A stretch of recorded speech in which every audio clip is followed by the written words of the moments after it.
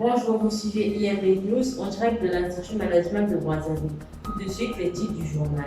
Dans ce journal, nous parlerons de la rentrée académique au titre de l'année 2019-2020, mais également des journées portes ouvertes organisées à l'IMB. Nous terminerons par le premier conseil d'administration de la COPEC. À présent, les détails. La rentrée académique 2019-2020 au sein de l'Institut Management de Brazzaville, IMB, a eu lieu le lundi 9 décembre 2019 à 7h.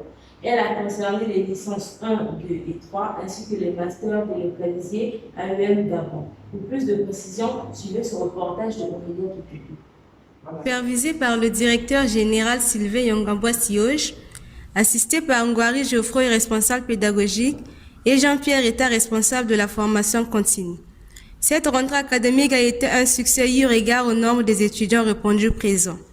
Geoffroy Ngwari, responsable pédagogique.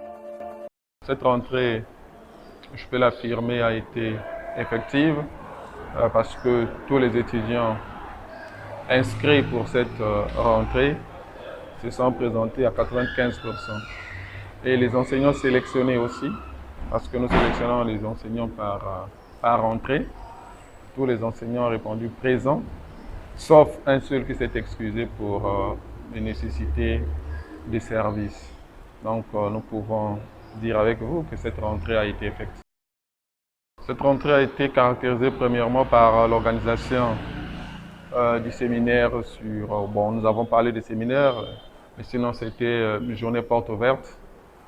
Nous avons organisé un séminaire qui nous a permis d'informer, de sensibiliser les étudiants sur les différentes spécialités que nous pourvoyons ici à IMB.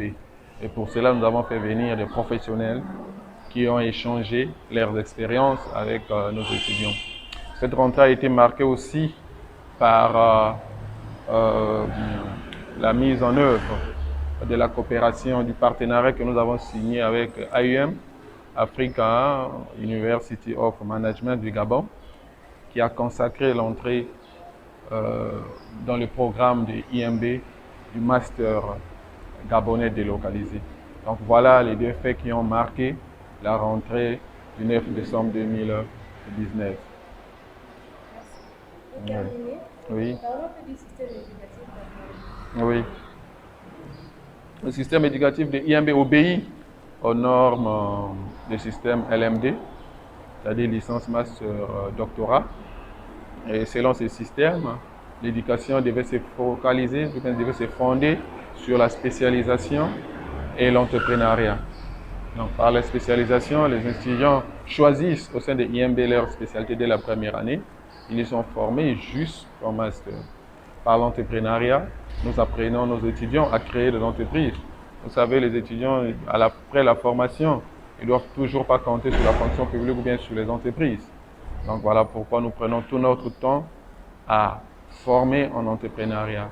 Et pour cela, nous avons un cours sur l'entrepreneuriat et création d'entreprise en première année. Et chaque semestre, nous organisons ici des séminaires sur l'entrepreneuriat pour donner les outils nécessaires à nos étudiants après leur formation pour qu'ils soient leurs propres chefs. Merci. Les cours au niveau de l'IMB se déroulent de lundi à samedi de 7h à 12h00 pour les licences et de 18h00 à 20h00 pour les masters. Monsieur Jean-Pierre État, responsable de la formation continue, nous édifier davantage. Évidemment, il y a eu une très grande différence à mon point de vue.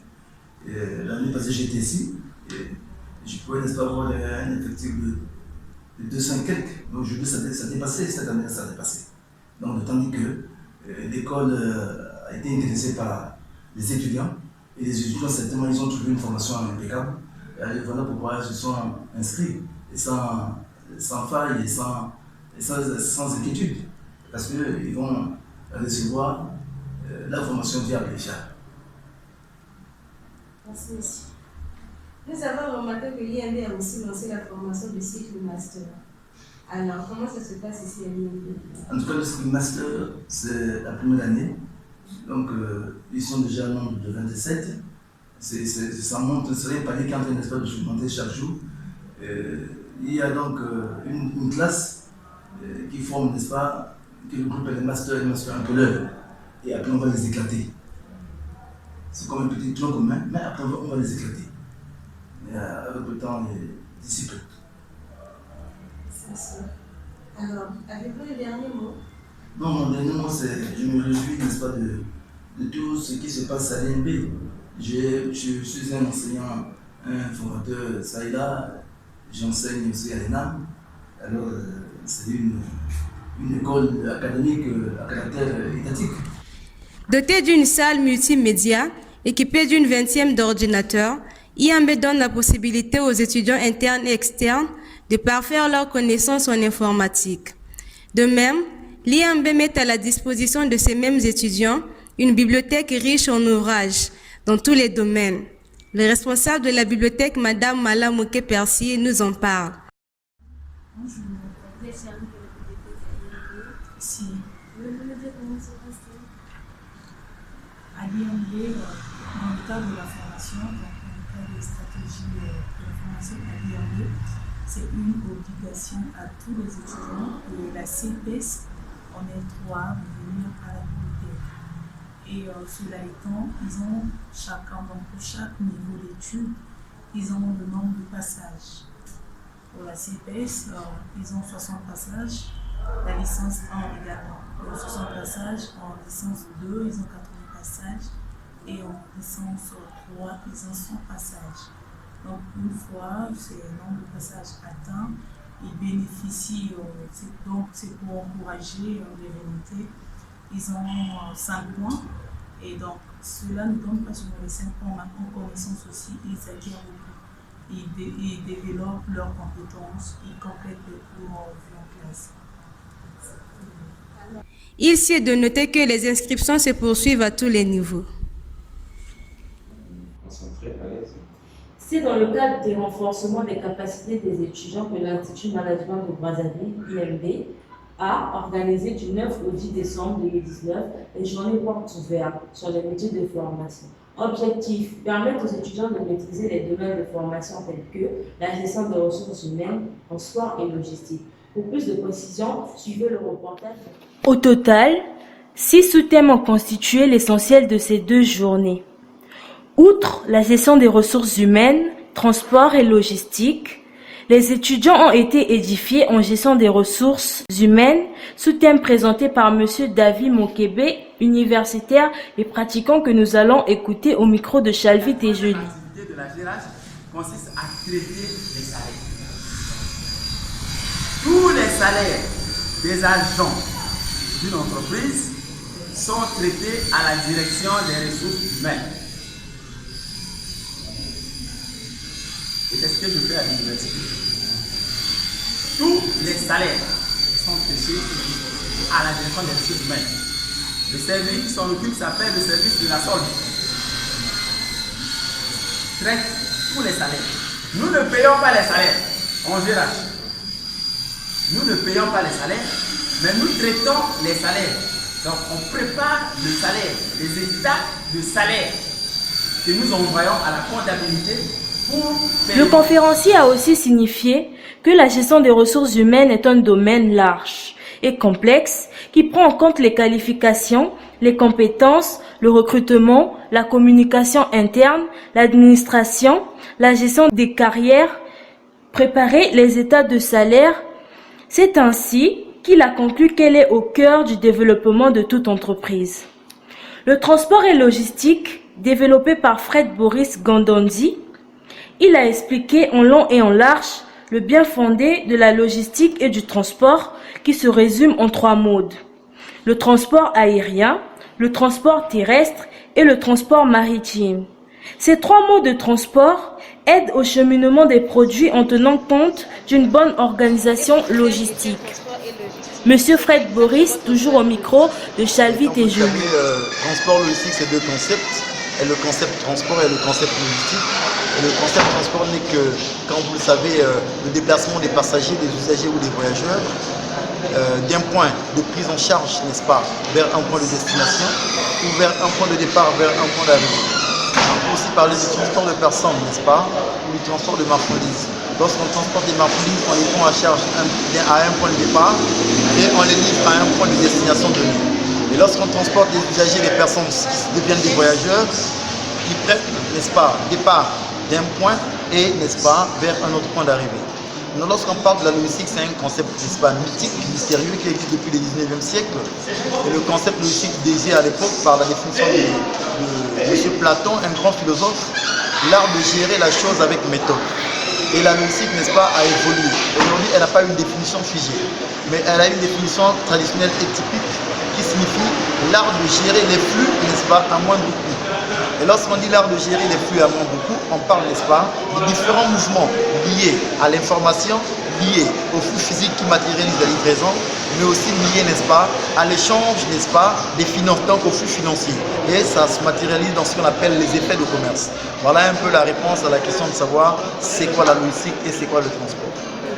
Le deuxième jour a été consacré aux deux sous-thèmes, à savoir marketing et gestion commerciale, développé par M. Ashley Wora Bai, qui, dans sa communication, a parlé de marketing en ligne, qui débauche de nos jours un métier comme web marketeur, le journaliste web, etc. Le formateur, M. Ashley Wora Bai, explique. Premier secret, la conviction que tout est possible. Je suis ici au Congo depuis 2012. J'écoute le plus souvent de la bouche des étudiants, on ne peut pas réussir au Congo, c'est comme ça, c'est comme ça, c'est comme ça. Ah. Imaginons, on dit bien, que la conviction que tout est possible, c'est cette conviction qui conditionne la réussite, même dans un environnement hostile. Est-ce que vous suivez? Que penses-tu des étudiants africains comme toi qui apprennent en Somalie, au Soudan, au Sud-Soudan, au Nigeria? Et toi, tu es dans un environnement de paix à 95-99%, je me permets de le dire, et tu te plains que je ne peux pas réussir. Tu n'as pas cette qualité, cette conviction. Jesse Owens, fils de cultivateur américain, esclavagiste. L'époque nazie, donc un environnement hostile, impensable. Prenant la parole en dernier, Monsieur Ange Malonga a répondu exactement aux attentes des étudiants en banque et assurance, qui vont de pair. Les étudiants qui terminent leurs études en banque et assurance pourront obtenir des postes comme directeur caissier, chef d'agence dans des entreprises nationales ou internationales.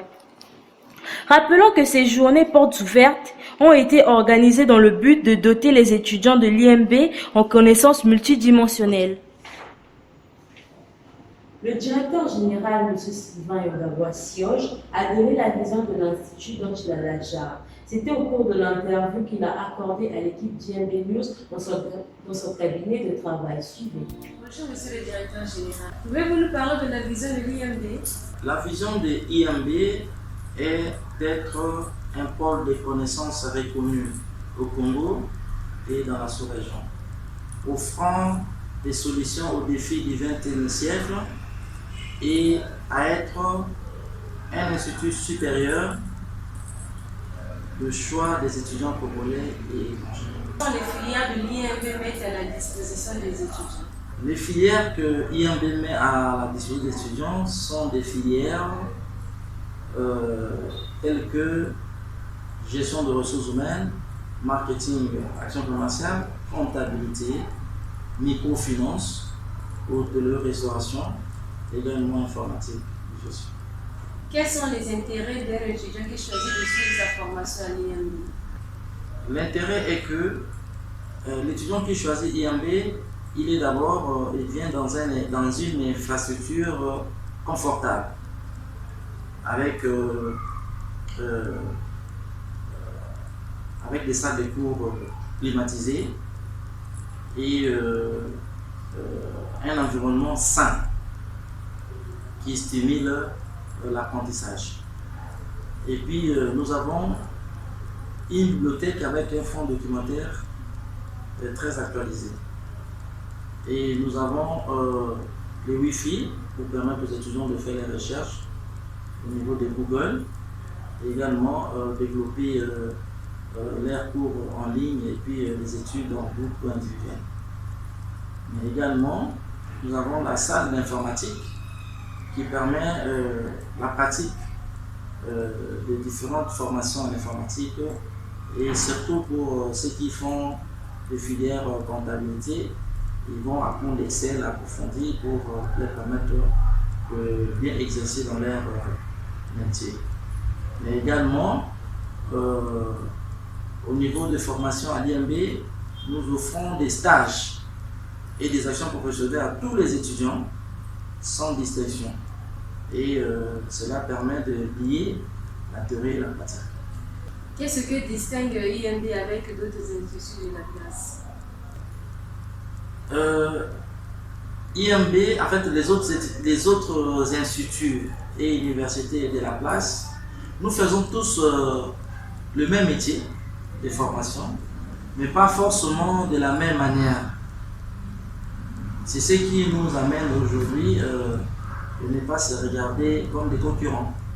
Parce qu'il y a une complémentarité qui s'est faite entre nous, du fait qu'il y a d'autres qui ont certaines expériences et que IMB devrait aussi bénéficier de leur expérience, tout comme ces établissements peuvent également bénéficier des fonds de IMB.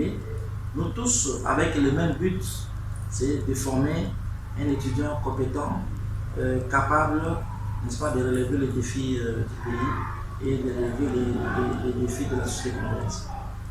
Les partenaires au niveau international. Les partenaires. En 2012, nous avons signé un partenariat avec le Canada à travers le centre universitaire Robertson à Winnipeg, à Manitoba. Et en 2013, nous avons signé un accord cadre avec l'université de Val-de-Saône en France pour permettre aux étudiants qui terminent le cycle de licence de continuer les masters en France à Évry.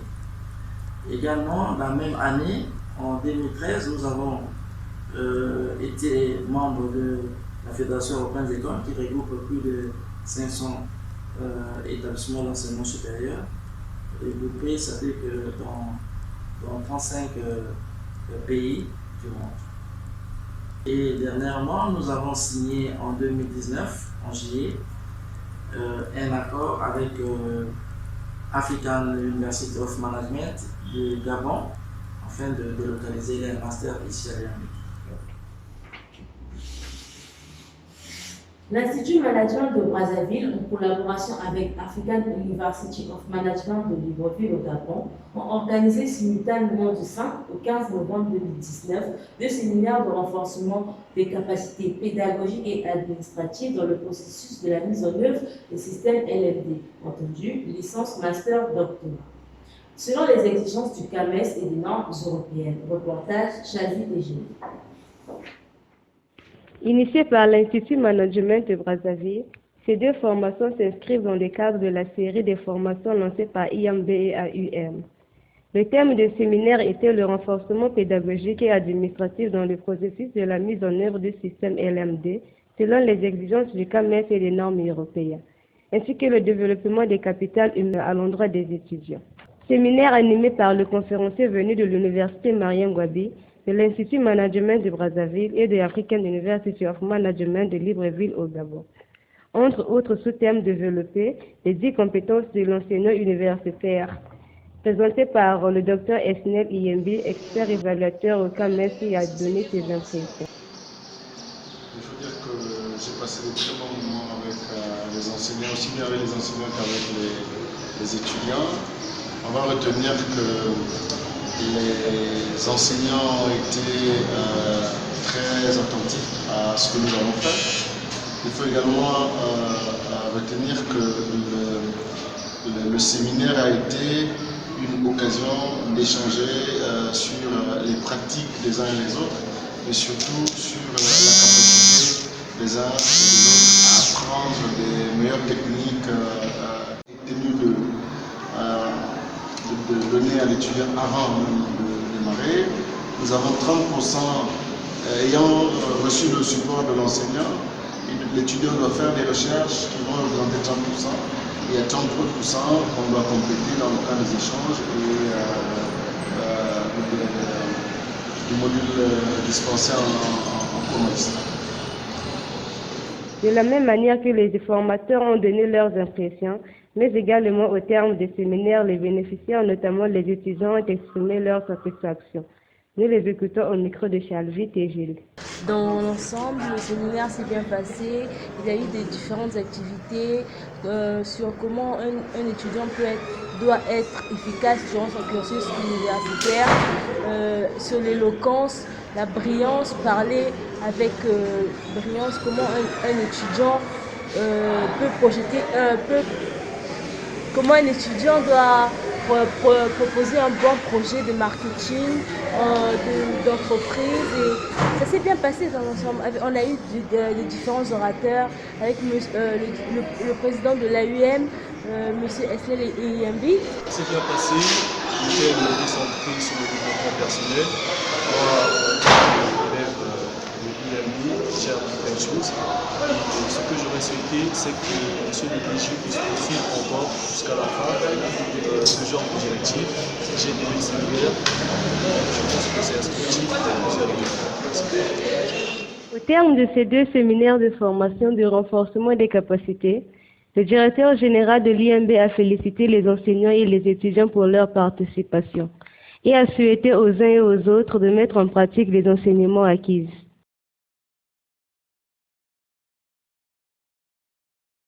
Les 2 séminaires de formation organisés à l'endroit des enseignants et des étudiants ont connu un succès au sein du milieu estudiantin, dont le mot de clôture a été prononcé par le directeur général de l'Institut Management de Brazzaville, M. Sylvain Yongabois Sioge.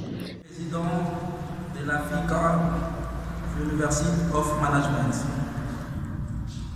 Monsieur le formateur, Mesdames et Messieurs les enseignants, chers étudiants, IMB se veut un pôle d'excellence de formation des managers afin de participer au développement de notre pays. Durant 4 jours, les enseignants de l'IMB étaient à l'école du savoir pour mettre en jour les connaissances théoriques et pratiques dans le cadre de la mise en œuvre du système licence master doctorat selon les exigences du CAMES et des normes européennes. La formation s'est déroulée dans un climat propice et convivial, ce qui a donné lieu aux échanges interactifs entre les enseignants et les formateurs experts du CAMES. Nous avons noté une grande satisfaction de la part des enseignants du fait de la ponctualité et la suividité qui a caractérisé leur présence du séminaire. 8 sous-thèmes ont été développés autour du séminaire. Les systèmes LMD dans l'espace européen et l'espace CAMES. L'évaluation des programmes et de l'apprenant. Les 10 compétences de l'enseignant universitaire. La gestion efficace de classe. La gestion de la conduite d'une classe, d'une salle de classe. Formation pédagogique de l'enseignant. Calcul des notes et établissement des relevés de notes. Management de la qualité et assurance qualité dans le processus de la mise en œuvre du système licence master doctorat. Chers enseignants, nous vous exhortons à faire vos résultats. Je déclare clos le séminaire du renforcement des capacités de l'enseignant. Je vous remercie. Les étudiants présents au séminaire n'ont pas manqué de donner leurs impressions. En voici la preuve à travers ces interviews. C'était sur le développement personnel. Ça s'est bien passé et j'ai appris qu'il faut sonder profondément son cœur car c'est de là qu'on découvre. Découvrir en nous et qu'on puisse connaître aussi les stratégies et les méthodes qu'on peut mettre en place pour s'améliorer, pour s'autodiscipliner et pour se développer. Car le but de cette formation est de nous permettre de nous surpasser. C'est ce que je peux dire. Merci. Qui a permis qu'on puisse passer ce bon moment du séminaire. Et je remercie toute l'équipe de nous avoir accompagnés, de nous avoir soutenus pour tout ça. En toute confiance en soi. On nous a appris comment être rigoureux, comment gagner sa confiance en soi, comment est-ce qu'on peut marcher, comment est-ce qu'on peut avoir l'esprit de l'équipe. En tout cas, ça nous a vraiment impressionné, ça nous a étonné, ça nous a fait du bien. Et aujourd'hui, en tout cas, je remercie vraiment toute l'équipe et les enseignants pour nous avoir accompagnés pendant ce beau moment de séminaire. Pour moi, ça a été vraiment un succès. Rappelons que l'IMB propose des formations en administration d'entreprise, en management, en application comptabilité, en gestion des ressources humaines, en anglais des affaires, en informatique et développement web. Le premier conseil d'administration de la microfinance COPEC s'est tenu le 12 novembre 2019 sous la direction du président du conseil d'administration, M. Sylvain Yongabois-Sionge. Plus d'informations dans ce reportage de Chavi TGB. 8 points ont été inscrits à l'ordre du jour, entre autres, présentation du rapport d'activité du 1er avril au 30 octobre 2019, les prestations offertes aux clients membres et non membres de la COPEC, nomination de nouveaux membres et de nouveaux gérants. À ce sujet, écoutons M. Sylvain Yongabois-Sionge, président du conseil d'administration. Une très bonne organisation au départ. On doit savoir qui fait quoi et ensuite on doit tenir compte de résultats. Donc, nous avons fixé quand même un objectif à la COPEC. Le gérant, il l'a fixé lorsqu'ils ont commencé. Lorsqu'ils ont commencé le premier, l'objectif c'était de vendre 1000 carnets jusqu'à la fin de l'année. N'est-ce pas? Et je pense que nous allons les juger à partir de carnets. Et s'ils vendent 1000 carnets, nous pouvons avoir un chiffre parce que le carnet c'est 10 000 francs. S'ils vendent 1000 carnets, nous aurons combien? Nous aurons combien? 10 millions, n'est-ce pas? 10 millions d'ici le 31 décembre. Alors, là, ça c'est les fonds de la COPEC. La COPEC doit disposer 10 millions à son compte à partir de carnets vendus. Mais à temps de parler, il n'a vendu que combien? 125. Il a vendu 125 dans l'espace de 7 mois. Dans l'espace de 7 mois, il a vendu seulement 125. Il nous reste combien? Il nous reste 45 jours pour clôturer. Alors, c'est là où nous allons voir est-ce que la COPEC a atteint son objectif ou pas. Parce que ce n'est pas que nous allons les dépôts. Oui, les dépôts, il faut encourager les dépôts. Mais le dépôt, c'est l'argent d'autrui. Mais l'épargne, lorsque nous vendons nos produits, c'est les carnets. Et si il y a plus de carnets qui sont vendus, admettons que si vous arrivez à épuiser 1000 carnets, on peut encore commander 2000 carnets. Donc facilement, vous pouvez disposer des fonds propres pour renforcer les capacités de vos activités. Vous pouvez donner des crédits comme vous voulez. Vous savez que maintenant vous avez des garanties. Parce que les garanties, c'est les fonds propres que vous avez. Voilà, donc vous avez... Abordons le point sur le rapport d'activité. Le responsable de la COPEC, M. Angou Brenol, a premièrement fait la présentation de la COPEC, ainsi que l'aperçu historique, le fonctionnement des organes et du personnel technique, l'Assemblée générale des membres, la situation financière et le conseil d'administration qui, selon lui, veille au fonctionnement et à la bonne gestion de l'institution. À cet effet, il est donc chargé d'assurer le respect des prescriptions légales, réglementaires et statutaires, de définir la politique de gestion des ressources de l'institution et de rendre compte périodiquement de son mandat à l'Assemblée générale. Les conditions fixées par les statuts et réglementaires, de mettre en application les décisions de l'Assemblée générale. Écoutons tour à tour les responsables de la COPEC et Mme Ongondo, gérante chargée du portefeuille client. Nous avons démarré la COPEC, comme l'a su le dire le DG, en décembre 2018. D'abord, concernant la présentation de la COPEC, l'idée de la COPEC est née comment? C'est lors d'un cours que nous avons eu avec les étudiants en 2018. Nous avons demandé aux étudiants de nous produire, de faire un exercice des projets d'entreprise. Donc il fallait que les étudiants nous présentent les projets d'entreprise qu'ils ont. Et donc les étudiants nous ont présenté des projets qui étaient très particuliers. On s'est dit, bon, en fait, le problème avec les étudiants, ce n'est pas les idées, mais c'est peut-être les finances. Parce que, en écoutant les étudiants, nous nous sommes rendus compte que les étudiants ont beaucoup d'idées, les idées de projets, ainsi de suite.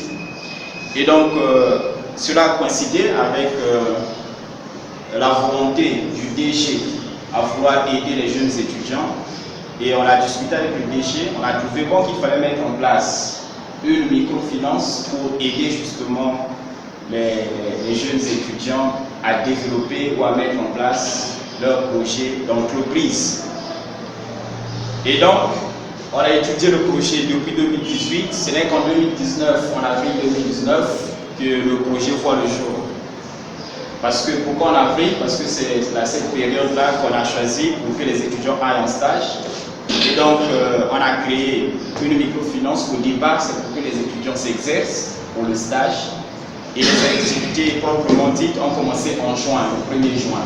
Donc d'avril en juin, ce n'était que le stage pour les étudiants. Et donc en juin, il fallait maintenant démarrer les activités. Et comme je vous ai dit tout à l'heure, l'idée première, c'était que les étudiants puissent épargner tout au long de leur cursus à l'Institut Management de Brazzaville. Et à la fin de leur cursus, ils auront quand même quelque chose dans leur compte. Et l'Institut pouvait donc les aider à démarrer leur projet. Et je vous assure que nous avons eu toutes les difficultés du monde lorsque nous avons commencé. Parce que les étudiants justement n'ont pas compris l'idée du projet. Donc quand on a présenté le projet en juin aux étudiants, on a demandé aux étudiants d'adhérer et de commencer à épargner. Les étudiants n'ont pas compris. Donc nous sommes confrontés à une difficulté dès lors qu'on a commencé le projet. Les étudiants se sont dit, bon voilà, nous on ne veut pas épargner parce que rien ne garantit que l'argent que nous avons épargné, après nous allons récupérer ça. Et donc avec le DG, on s'est dit, bon, mais comme on a déjà démarré, on ne peut plus reculer, on doit aller de l'avant, il faut contourner la difficulté. Donc, laissons d'abord le volet étudiant, essayons d'ouvrir le projet. C'est pourquoi on est allé maintenant dans les petits marchés, voir les petits commerçants, puisqu'on avait déjà mis en place les carnets d'adhésion, donc on ne peut pas jeter les carnets, il faut donc se mettre au travail. Donc, on a essayé de faire la prospection dans ce secteur, dans cette zone de Moungali, et on a trouvé qu'il y avait des mamans du marché qui étaient dans le besoin aussi. Et donc, c'est comme ça qu'on a ouvert le marché. On a commencé à travailler avec les mamans qui vendent dans les petits marchés aux alentours. Et donc, voilà, c'est parti comme ça. Et puis, au fur et à mesure du projet, ils ont commencé à adhérer petit à petit. Tout à l'heure, je vais revenir sur les produits et les services que la BOPEC offre. Vous allez voir qu'il y a des services et des produits particuliers pour les étudiants et aussi des produits pour les commerçants. De prêt et 4 produits d'épargne. Il s'agit de la carte Bomba Bozwinayo pour les produits de prêt et pour les produits d'épargne, pardon. Il s'agit de la carte Bomba Bozwinayo. C'est un produit d'épargne destiné aux clients non membres de la BOPEC. Nous avons la micro-épargne à vue, produit d'épargne destiné aux clients membres de la BOPEC. Nous avons la micro-épargne bloquée. Il s'agit des comptes rémunérés. Et nous avons l'épargne de création d'activités de revenus AGR, produit d'épargne destiné aux clients personnes morales. En ce qui concerne donc les 4 produits de prêt, nous avons les microcrédits, crédits destinés aux clients non membres de la BOPEC. Crédit pour augmenter l'activité, prêt principalement destiné aux clients membres dont le niveau des activités le justifie en termes de besoins en financement. Nous avons le crédit pour démarrer une nouvelle activité, prêt destiné exclusivement aux membres, aux clients membres. Nous avons le crédit frais scolaires. crédit destiné aux étudiants membres de la COPEC. Présentation des comptes, donc nous sommes au point 5. Présentation des comptes du 1er avril au 31 octobre 2019. Sur le point de vue de la clientèle. La clientèle de la COPEC est principalement constituée des femmes micro-entrepreneurs, comme je venais de le dire tout à l'heure, âgées entre 18 et 75 ans, essentiellement analphabètes ou ayant un faible niveau d'alphabétisation. Et le reste, pour la majorité, a généralement des difficultés à accéder à des produits et services des banques classiques. Actuellement, pour les entrepreneurs actifs se situent autour de 107. Déjà, il faut noter que les comptes que nous avons... Vous avez bien parlé que l'objectif n'a pas été atteint. Oui, effectivement, l'objectif n'a pas été atteint. Comme on le dit souvent, la charité bien ordonnée commence par soi-même. Déjà, le personnel administratif de IMB ne nous encourage pas, ne nous soutient pas, dans la mesure où il n'arrive même pas à ouvrir une carte de pointage à 250. Déjà ici, au sein de l'Institut Management de Brazzaville, ils ne nous soutiennent pas. Moi, je pense qu'ils ne croient même pas à cette vision. S'ils avaient réellement envie de croire à cette vision, ils devaient nous encourager à ouvrir d'abord des comptes. Ils sont si nombreux ici. Mais si chacun ouvre au moins un compte à 10 000, 10 000, 10 000, petit à petit, on finira par atteindre l'objectif. Déjà, ici à IMB, on ne croit pas à ce projet-là. Comment ceux du dehors auront ce courage de croire à ce projet? Ça, moi, je dis non. En partie, concernant les objectifs, ce n'est pas seulement à la COPEC, ce n'est pas seulement aux agents commerciaux, c'est tous, on doit mettre la main à la pâte pour que COPEC aille de l'avant. C'est ça que moi, je veux dire. Au finish, l'Assemblée générale a reconduit M. Breno Longondo pour un mandat d'1 an. Et la COPEC espère explorer de nouveaux marchés. Merci d'avoir suivi ce journal supervisé par M. Sylvain Yongabwa Sioge, directeur général, sous la coordination éditoriale de M. Prosper Fernand Ombara. Nous remercions à toute l'équipe technique, M. Giovanni Dos Santos, M. Yves Merli et Mlle Telvich TGI. Sans oublier toute la direction générale de l'IMB et tous les formateurs, étudiants et étudiantes. Nous vous disons un grand merci et à la prochaine occasion. IMB, École de l'excellence. IMB, IMB, IMB, IMB, Institut Management de Brazzaville. IMB, IMB, IMB, IMB, IMB, IMB, IMB, IMB, Institut Management de Brazzaville. Toujours à dos de mon propre développement, je prends aujourd'hui l'engagement d'appartenir à la communauté IMB villoise.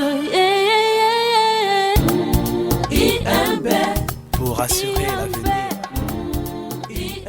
Apprendre, c'est